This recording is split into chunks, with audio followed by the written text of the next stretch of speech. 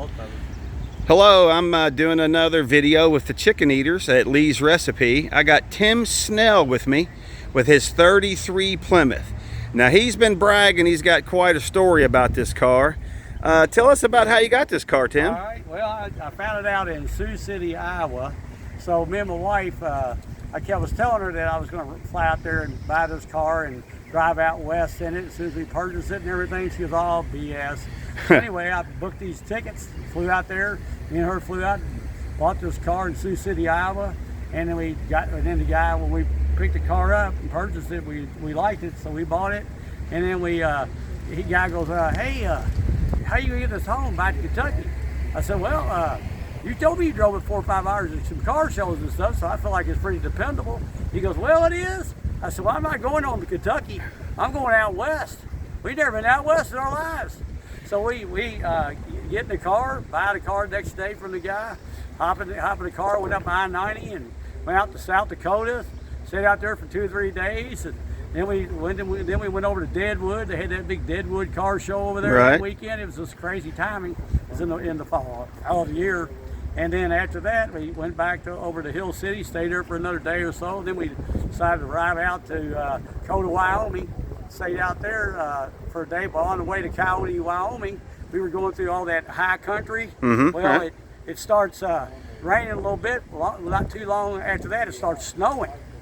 You know, it's fall of the year. It must have been the first snow they had out there. Well, this car can't be good in the snow, no right? No wipers or anything that you see on the wiper motors. So I had to get out on the running boards like 3 times to clear the window as I'm driving this thing. Right. So after driving about 12 hours out to Coyote, Wyoming, we stayed at Buffalo Bill's Hotel.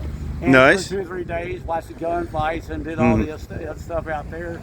And then we went over and stopped by Yellowstone, stayed there for a day, and because we'd never been out west again, like I said, and hung out there for a day or so. One day, then we went on down to Jackson Hole, stayed down there a couple days. Then we cruised around through Wyoming, and got over to Colorado, and we stayed in Ward, Colorado one night. It's a real nice hotel. And then after that, we drove around, went down to Hot Springs and checked it out. And the last day, this one guy was saying, hey man, if you ever get out this way, you need to stop by Redstone over here. It's a pretty little town. So you had to go. So I went back up and told my wife, we're going to Redstone. So we went over to Redstone and stayed in real night. There's a little creek where they were fly fishing on and stuff. And it was pretty cool. So we stayed there, and then after that, we went on back over, and then we stayed at Grand Lake. And we went next day. We went all the way up this little town. You got a big lake. It looks like it's got the same floor plan as the Jackson Hole with the wood decks and porches and all that stuff on the patios and all the walkways. And then after that, we went on up the Rocky Mountains, which was something else.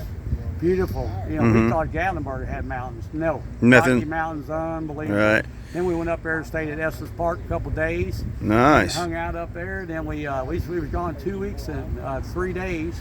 And then we noticed it was raining all the way back through Kansas because we were going back that way. No windshield wipers. No windshield wipers. So we decided, hey, we're going to go park it here for another day at Estes Park. And then we were like, well, we're going to do it for another day. So then we ended up going over to Loveland, Colorado. We had a big Good Guys show over there in Loveland. It was just kind of lucky time of the year. We went over to Loveland, hung out at one of those car shows over there, Good Guys shows. And, so you went out to Iowa, got in a car you'd never seen, and drove it all over the West, just hoping for the best. 2,000 something miles. 2,000 miles in a car you'd never seen before. Yes. Well, you're a trusting soul, or I don't know.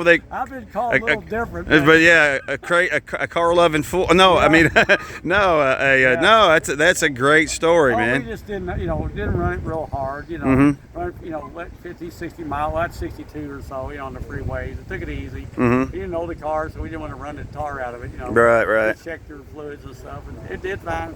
So it was, I mean, these motors are pretty notorious. Are they, for being bulletproof, right? It's just got a 350 small block in it with a 400 turbo with a Granada rear end, run the 280 gears. So it's just got a little Elderbrock carburetor on it. Runs like a top. I put about 12,000 miles on it since I bought it in 2018. 2018? Yeah, okay. We've been down the cruise on the coast in it twice. And that's where I'd be right now, but my grandbaby is getting ready to be born here in a few days, our first grandchild. So You're here. Get to go to Cruising the Coast this year. He got to stay here in Kentucky. Well, I like the interior. Yeah. That's a nice match with that. What you call the color cranberry? Cranberry, that's what they're calling it on the charts. Yeah. Right. So that's really nice, man. Yeah, that turned out pretty good. Yeah. Is that a moonroof, sunroof, whatever? Yeah. Okay. Yeah. And what kind of rear end did you say you had in it? Not a rear end with like a 280 gear. So it's pretty quick. Yeah, it does all right.